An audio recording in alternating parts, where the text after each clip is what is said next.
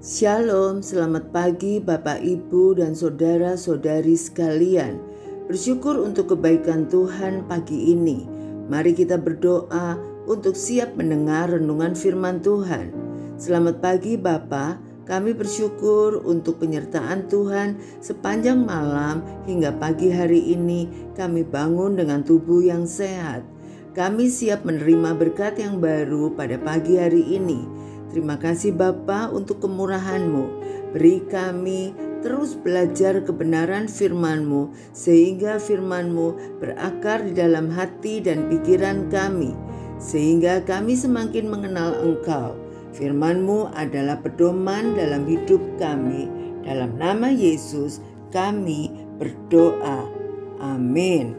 Tema kita pagi ini, Allah di dalam kotak. Diambil dari 1 Samuel 4 ayat 2 sampai 10. Orang Filistin mengatur barisannya berhadapan dengan orang Israel. Ketika pertempuran menghebat, terpukullah kalah orang Israel oleh orang Filistin yang menewaskan kira-kira 4.000 orang di medan pertempuran itu. Ketika tentara itu kembali ke perkemahan, berkatalah para tua-tua Israel, "Mengapa Tuhan membuat kita terpukul kalah oleh orang Filistin pada hari ini? Marilah kita mengambil dari Silo tabut perjanjian Tuhan, supaya Ia datang di tengah-tengah kita dan melepaskan kita dari tangan musuh kita." Kemudian bangsa itu menyuruh orang ke Silo, lalu mereka mengangkat dari sana tabut perjanjian Tuhan semesta alam yang bersemayam di atas para kerub. Kedua anak Eli, Hofni dan Pinehas, ada di sana dekat tabut perjanjian Allah itu. Segera sesudah tabut perjanjian Tuhan sampai ke perkemahan, bersoraklah seluruh orang Israel dengan nyaring sehingga bumi bergetar.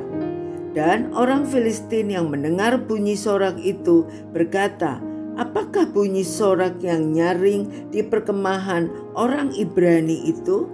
Ketika diketahui mereka bahwa tabut Tuhan telah sampai ke perkemahan itu, ketakutanlah orang Filistin, sebab kata mereka, Allah mereka telah datang ke perkemahan itu.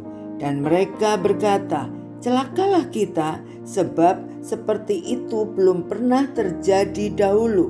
Celakalah kita, siapakah yang menolong kita dari tangan Allah yang maha dahsyat ini? Inilah juga Allah yang telah menghajar orang Mesir dengan berbagai-bagai tulah di padang gurun. Kuatkanlah dan hatimu dan berlakulah seperti laki-laki, hai orang Filistin, supaya kamu jangan menjadi budak orang Ibrani itu seperti mereka dahulu menjadi budakmu. Berlakulah seperti laki-laki dan berperanglah." Lalu berperanglah orang Filistin sehingga orang Israel terpukul kalah. Mereka melarikan diri masing-masing ke kemahnya. Amatlah besar kekalahan itu dari pihak Israel, gugur 30.000 orang pasukan berjalan kaki.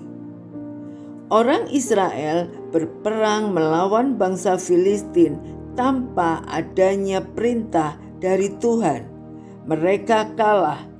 Sekitar 4.000 orang tewas, bukannya bertobat. Mereka malah menyalahkan Tuhan, lalu membawa tabut perjanjian ke medan perang. Tabut itu adalah sebuah peti kayu yang merupakan lambang kehadiran Allah di tengah umatnya. Mereka berpikir bahwa kehadiran tabut itu akan menjadi jaminan kemenangan mereka. Mereka mengira bisa menaruh Allah di dalam sebuah kotak dan mengaturnya. Namun yang terjadi ialah Israel terpukul kalah, 30.000 orang tewas. Bahkan tabut Allah dirampas orang Filistin. Seperti halnya orang Israel, kadangkala kita berusaha memperalat bahkan memanipulasi Allah kita, melakukan ritual tertentu demi memperoleh keinginan kita. Ada yang berpikir bahwa dengan memberi persembahan kita dapat memaksa Allah memberkati kita secara finansial. Ada yang mengira bahwa karena rajin melayani di gereja itu akan jadi jaminan bahwa Allah akan memberi yang kita inginkan. Tentu saja Allah memberkati orang-orang yang memberi persembahan serta yang melayani Dia dengan tulus. Tetapi kita tidak dapat memanipulasi Dia dengan melakukan ritual tertentu. Dia Maha Tahu dan Dia memiliki otoritas atas hidup kita. Beberapa tahun kemudian, Samuel menantang umat Israel untuk sungguh-sungguh bertobat. Itulah yang akan membuat Tuhan melepaskan mereka dari penindasan orang Filistin.